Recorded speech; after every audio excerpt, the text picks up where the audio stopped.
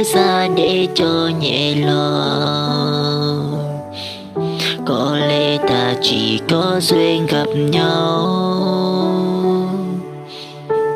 Em là người con gái anh đã yêu rất nhiều. Chắc em cũng biết điều đó phải không? Sóng bao sóng gió ta đã vượt qua. Anh tưởng hạnh phúc đã đến với mình. Anh tưởng không thể có gì đổi thay. Nào ngờ cuộc sống không cho ta trọn vẹn ước mơ. Khi tình yêu không còn như xưa, con người cũng thay đổi cách nhìn. Và giờ em nhìn anh chỉ là một người yêu cũ thôi sao? Anh là người thứ mấy trong danh sách những người em yêu. Em hãy nói thật đi, trong em anh ở vị trí bao nhiêu?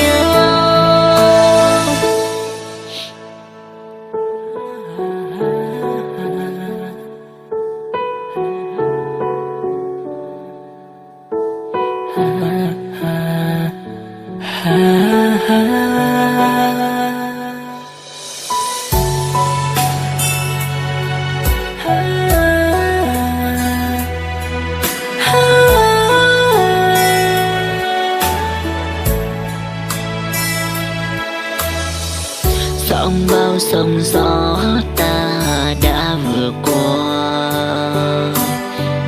Anh tưởng hạnh phúc đã đến với mình. Anh không thể tưởng có gì đổi thay. Nào ngờ cuộc sống không cho ta trọn vẹn ước mơ. Khi tình yêu không còn như xưa, con người cũng thay đổi cách nhìn. Mà giờ anh nhìn anh chỉ là một người yêu cũ thôi sao? Anh là người thứ mấy trong danh sách những người em yêu. Em hãy thẫn thận đi, trong em anh ở vị trí bao nhiêu? Đối với anh nếu không thể đến bên nhau thì đó vẫn là một hạnh phúc ngắn anh chờ em trong.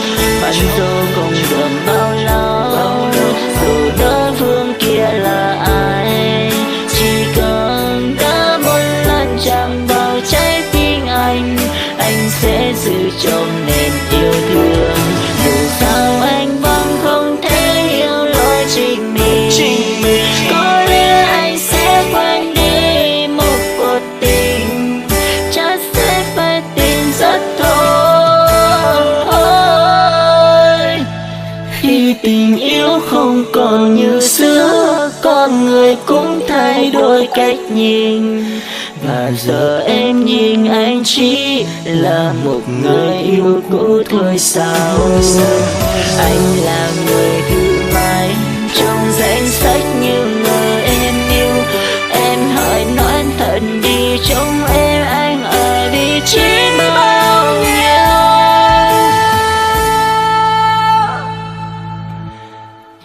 Có lẽ anh phải nói ra để cho nhẹ lòng. Có lẽ ta chỉ có duyên gặp nhau.